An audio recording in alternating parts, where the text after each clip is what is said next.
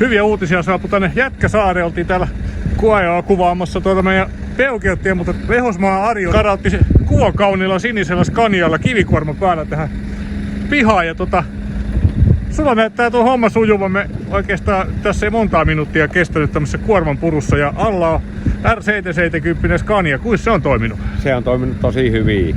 Ei ole mitään moittimista. Ei se kuin vuoden vanha vasta, että se on pelannut tosi hyvin. Ei ole mitään ongelmia ollut sen kanssa. Mites tuossa kilometrejä ehtinyt vuodessa tulemaan? Siinä on joku vähän vajaa 170. No se on jo ihan kohtuullisesti täällä pääkaupunkiseudulla, jos ajetaan. No joo, onhan se. Kyllä sitä tulee.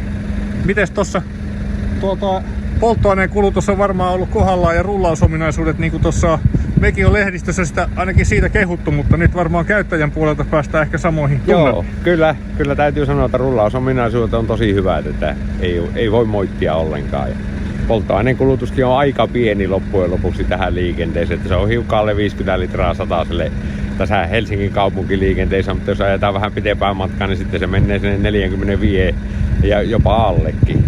No se on kyllä kohtuullinen, kun varsinkin katsoo, teette varmaan aika täysillä painoilla. Kyllä sitä pyritään ajaa ihan täydellä painolla.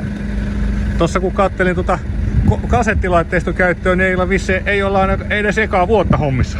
No eikö, mä nyt oon 40 vuotta ollut alalla, että vähän reilukin 40 vuotta ja kasettiakin on ajettu varmaan yli 30 vuotta reilustikin. Miltä se on ala muuttunut tässä matkan varrella? No, vehkeet on parantunut huomattavasti helpompaa. Niin kuin huomasin, mä oon käynyt 2 kertaa tässä pihalla ja silloin kun mäkin oon aloittanut, niin piti käydä 7 kertaa tässä saman toiminnon yhteydessä pihalla.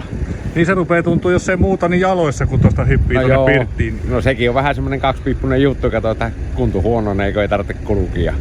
Aivan, mutta työturvallisuutta tässä varmaan eniten ajettu takaa, että sieltä ei tule niitä tippumisia. Joo, ja sitten niin sekin just, että tuolla liikenteessä ja kun joutuu tienvarsilla kasetoimaan niin letkukasetti, niin sä joudut tässä auton vieressä pyöriin koko ajan, niin onhan se selvä, että nyt kun mun ei tarvitse käydä ulkona, niin se helpottaa paljon sitäkin. Joo, kyllä se oli kaunista katseltavaa. Kivi kulkee ja lava liikkuu. Kiitos. Me päästään sut takas tien päälle. Kiitos. Hyvä, kiitoksia. Moi.